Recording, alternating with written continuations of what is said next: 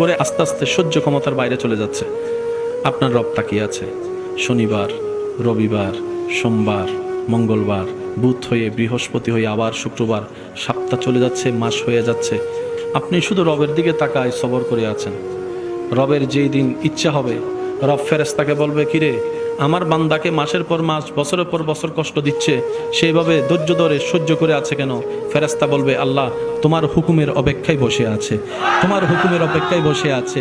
সে তোমাকে সন্তুষ্টি করার জন্য মুখ থাকার পরও গালির পরিবর্তে গালি দিচ্ছে না। আল্লাহ সে তোমাকে রাজি করার জন্য মারের পরিবর্তে মার দিচ্ছে না। সে দুনিয়ার মানুষ সৃষ্টি তাকে কষ্ট দিচ্ছে, সে তোমার সৃষ্টিকে ভালোবাসা দিয়ে যাচ্ছে, মায়া দিয়ে যাচ্ছে, সেবা দিয়ে যাচ্ছে। রব্বুল আলামিন বলবে, আমার বান্দা আমার হুকুমের অপেক্ষায় বসে আছে, আমার বান্দা আমার সন্তুষ্টির অপেক্ষায় বসে আছে। এত কষ্ট সহ্য করছে, বুক ফেটে যাচ্ছে, চোখের পানি পড়ছে, তারপরও সে ধৈর্য ধরে আছে। ইন্নাল্লাহা মা'আস সাবিরিন।